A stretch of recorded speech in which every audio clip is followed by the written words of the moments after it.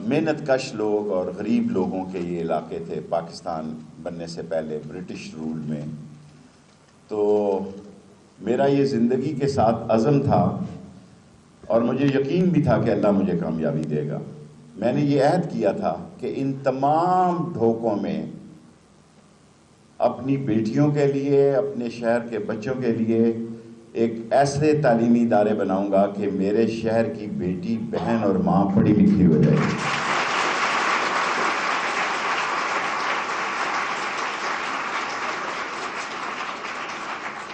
رومیل نے کہا ہے،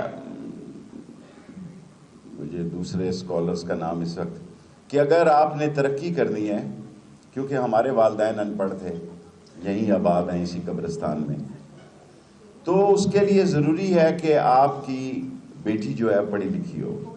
ہمیں کوئی آدمی شکست نہیں دے سکتا کیونکہ ہمارے شہر کی بیٹی پڑھی لکھی ہے، اس کے گھر میں تعلیم. اور میں ڈائریکٹر صاحب کو کہوں گا، ابھی کہا میں نے پرنسپل صاحبہ کو بھی، کہ اس علاقے کی طالبات کو زیادہ سے زیادہ داخلہ دیں. اب اسکول کالجوں کی کمی نہیں ہے ہمارے شہر میں.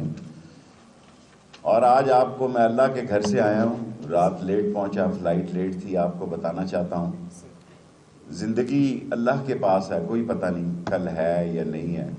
سب سے زیادہ مشکل کام اس کالج کو بنانا تھا. ساری رات میں نے قبضے میں گزاری. یہاں ایک قبضہ ہو گیا ہوا تھا اور اس کو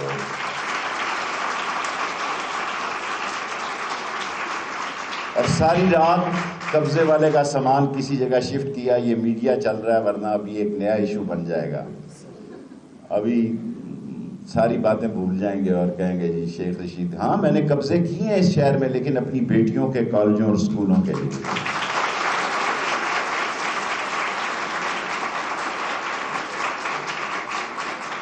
اور ابھی میں نے ڈائریکٹر صاحب کو کہا ہم نے 4 یونیورسٹیاں بنائی ہیں، اور وقار النساء میں خود بیٹھوں گا جا کے 16 تاریخ سے لاہور میں، دیکھتا ہوں وہاں کیوں کام نہیں ہو رہا. اور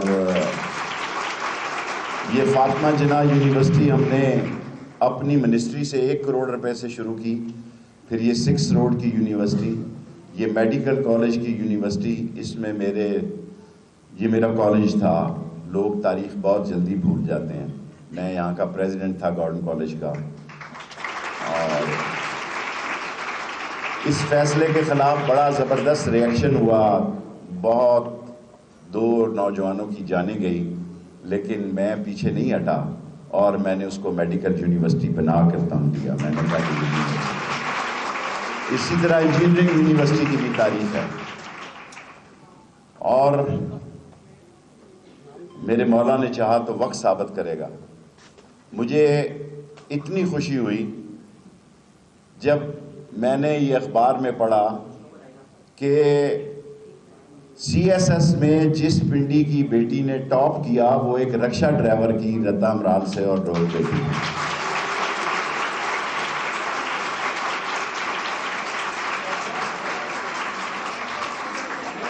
اور ہم نے کوشش کی کہ ہر علاقے میں کسی بچی کو دور نہ جانا پڑے. اس پلاننگ کے تحت اس شہر کے نقشے میں ہم نے کالج، اسکول اور یونیورسٹیاں بنائیں. ابھی میں نے ایکسین صاحب کو بلایا، میں نے کہا کہ میں پرسوں لاہور ہوں گا. اگر ڈھوک دلال کا موسٹ ماڈرن انشاءاللہ تعالیٰ، یہ آخری کالج ہے زندگی کا، اللہ کو پتہ ہے، یہ ڈھوک دلال میں جو بن رہا ہے، اور یہ پاکستان کا سب سے ماڈرن کالج ہوگا، کہ جس میں کہ ہم نے بہت زبردست لیبارٹریز بنائی ہیں، بہت زبردست کام کیا. اور آپ محنت کریں، دنیا میں علم سے بڑی کوئی طاقت نہیں ہے. دنیا میں علمی دیانت سکھاتا ہے، علمی گھر بسانا سکھاتا ہے. علمی طاقت ہی جو ہے وہ انسان کو آگے لے کے جاتی ہے. اور اگر ماں پڑھی لکھی ہو تو وہ برتن مانج لے گی، صفائی کا کام کر لے گی، لیکن اپنی بیٹی یا بیٹے کو پڑھائے گی ضرور، کیونکہ علم سے ہوا ہے.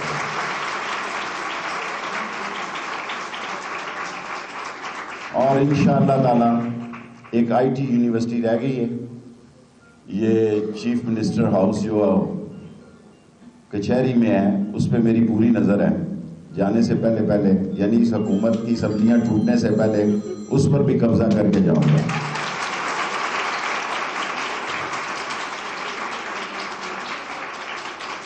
لوگ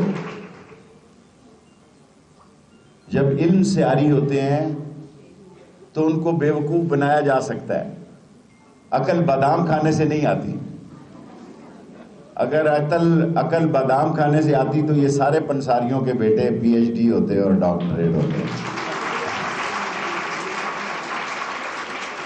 سو عقل علم سے آتی ہے، جستجو سے آتی ہے اور دھکے کھانے سے آتی ہے. سو میں پرنسپل صاحبہ کو مبارکباد دیتا ہوں، لیکن بے شک آپ مجھ سے آج کل جتنے پیسے چاہیے ایک اور شاندار سا بلاگ بنائیں یہاں پہ.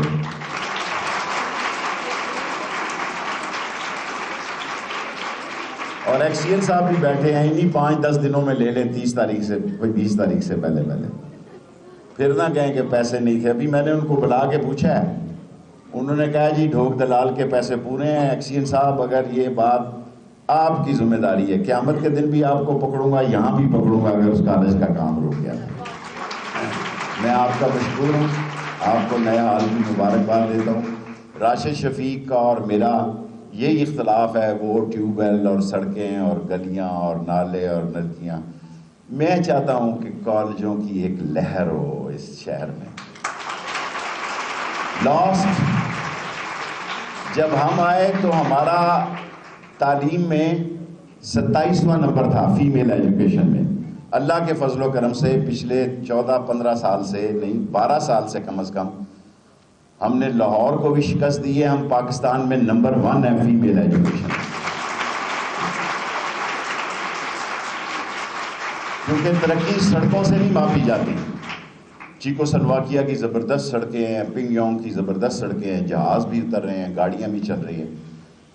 ترقی علم کی قوت سے اور انسان کے اپنے علم سے مانی جاتی ہے. اور ہم نے ریسنٹلی اسی سال اعلان کیا ہے کہ ہمارے شہر کی کوئی بیٹی بھی جو غریب ہو اور فوراً اس کو داخلہ مل جائے کسی بھی کالج میں کسی بھی ملک میں، اس کا سارا خرچہ لال حویلی اٹھائے گی، اس کی ساری تعلیم. میں آپ کا بہت مشکور ہوں. Thank you very much. جی خیر مبارک. میرا ٹویٹر بھی بند ہو گیا، اس کی بھی مبارک. یہ بتائیے گا کہ حکومت کو آپ نہیں مانتے ہیں، الیکشن کمیشن کو آپ نہیں مانتے ہیں، خان صاحب نے ساری امیدیں اب نئے آرمی چیف سے وابستہ کی ہیں، آپ کی کیا توقع ہے؟ فوج بھی ہماری ہے، ہم بھی فوج کے ہیں، عدلیہ بھی ہماری ہے، ساری قوم عدلیہ کی طرف دیکھ رہی ہے. ساری قوم ان نیب زدہ لوگوں کو جنہوں نے اپنے اس ملک سے بھاگنے کے لیے ترامیم کی ہیں. میں چیف جسٹس صاحب سے، ان کے والد کے اس ملک کے تعلیم میں ہم پہ بڑے احسان ہیں، اور ان سے عرض کروں گا کہ یہ جتنے لوگوں نے کیس اپنے ختم کرائے ہیں، جب تک سپریم کورٹ کا فیصلہ نہیں آتا ان کا نام ECL میں رکھا جائے. میں عمرہ کر کے ضرور آیا ہوں. خدا کے گھر میں بھی لوگ پاکستان کی فکر میں لگے ہوئے ہیں، رو رہے ہیں. اور نہ ان کو پاکستان میں کوئی پسند کرتا ہے، نہ باہر پسند کرتا ہے. ملک شدید ترین، سنگین ترین، پیچیدہ اور بہت ہی خوفناک حالات سے گزر رہا ہے. ٹیکنیکلی ہم ڈیفالٹ ہو چکے ہیں. نہ تنخواہیں دینے کے پیسے ہیں، نہ پنشن دینے کے پیسے ہیں، اور پورٹس پہ سامان گل سڑ رہا ہے. ایون دوائیوں کی صورت حال یہ ہے کہ میں نے پیناڈول وہاں میں نے کہا کہ سٹاف کے لیے بھی انہوں نے کہا جی 2 سارے پاکستانی پیناڈول لے کے جاتے ہیں.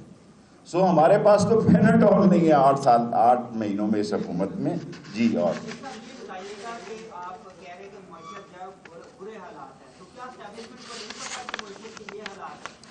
دیکھیں، اسٹیبلشمنٹ نے یہ فیصلہ کیا اور بڑا درست فیصلہ کیا ہے کہ وہ سیاست سے دور رہیں گے، لیکن ملک اور عوام سے دور نہیں رہ سکتی اسٹیبلشمنٹ. 8 مہینے 9 مہینے سے میرا کوئی رابطہ نہیں ہے، لیکن میں نے مکہ مدینہ سے بھی اسٹیبلشمنٹ سے کہا ہے کہ ملک بچانا سب کا کام ہے، سمیت اسٹیبلشمنٹ کے. اور اس ملک کے حالات ہوں گے تو سب خوشحال ہوں گے. حالات ہی نہیں ہوں گے تو پھر جو ہم نے ضمانتیں دی ہیں ایئرپورٹس کی اور بندرگاہوں کی، اگر ڈیفالٹ ہو جائیں گے تو جن کو ضمانتی گروی رکھائے ہوئے ہیں وہ لوگ آ جائیں گے. صاحب یہ بتا دیں کہ خان صاحب الیکشن کی تاریخ کے بغیر بات کو تیار نہیں ہے اور حکومت جو ہے وہ کہہ رہی ہے کہ بات چیت کریں گے پھر الیکشن کی تاریخ دیں گے، تو بات چیت کے لیے کردار کون ادا کرتا ہے؟ میں سب سے بڑی خبر دے کے جا رہا ہوں کہ الیکشن ہوں گے، قوم تیاری پکڑ لے، قوم تیاری پکڑ لے۔ 15 سے 30 دسمبر آپ نے مجبور کیا ہے، بڑے اہم ہیں، اور 16 سے میں 20 تک لاہور ہی ہوں گا، اور میں دیانتداری سے یہ سمجھتا ہوں کہ لوگوں کو رائے عامہ کا حق ہونا چاہیے، اور یہ سارے چوروں نے ڈرائی کلیننگ کرائی ہے، جو ایک چور رہ گیا وہ بھی آ جائے، اور ECL میں سپریم کورٹ ان کو ڈالے تاکہ یہ فرار نہ ہو جائیں۔ یہ فراری کے بہانے لکھیں گے۔ جب لوگوں کے گھر دیکھیں نہ تنخواہ ہے، نہ بجلی کا بل ہے، نہ گیس ہے، نہ آٹا ہے، نہ روٹی ہے، نہ پیاز ہے، نہ ٹماٹر ہے، تو ان کو چاٹنا ہے۔ ان کی تو ساری دولت باہر ہے، پہلے یہ اپنی دولت دے کر آئیں ملک کے اندر۔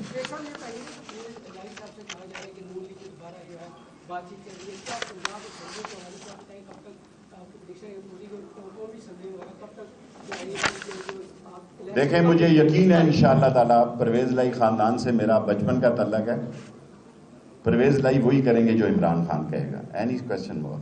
3 کویسچن۔